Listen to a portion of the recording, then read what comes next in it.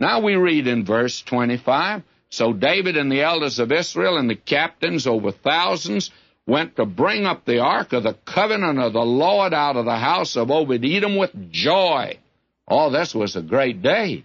And it came to pass when God helped the Levites that bear the ark of the covenant of the Lord that they offered 7 bullocks and 7 rams.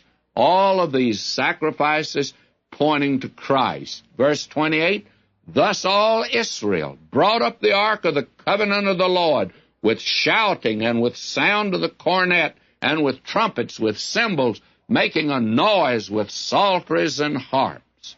I have always, in every church I served, always wanted a big orchestra. I never did have one in my entire ministry.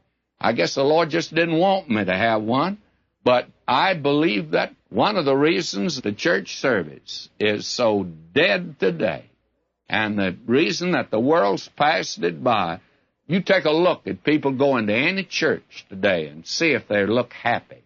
See if there's joy in their lives. My friend, I was looking at a newscast, and it showed the crowd at a baseball game. And I want to say, I didn't see a sad face in the lot. Even those losing didn't seem to be sad. They seemed to be having a good time. And the tragedy of the hour is God's people don't seem to be having a good time.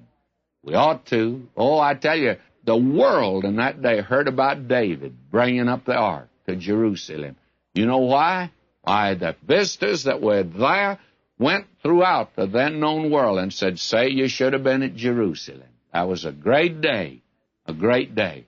Have you noticed that there's nothing today on news, there's nothing that gets the front page today that reveals that which is spiritual and the joy of the Lord? Oh, if it's a freak sort of thing, if it's an oddball in religion, if it's some religious nut, they put him on or put them on.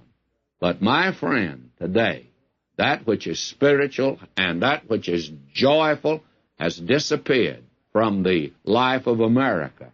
And that's when we began to die, by the way. Now, not everybody was in accord with David. Verse 29, Came to pass as the ark of the covenant of the Lord came to the city of David, that Michal, the daughter of Saul, looking out at the window, saw King David dancing and playing. She despised him in her heart. She says he's a religious fanatic.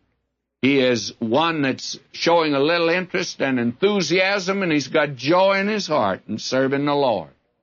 We need a little more of that today, and I don't mean that which is worked up psychologically by a crowd.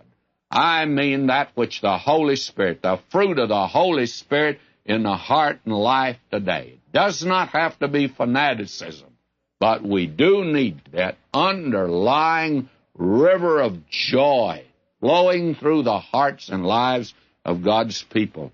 That's the great message in this chapter here.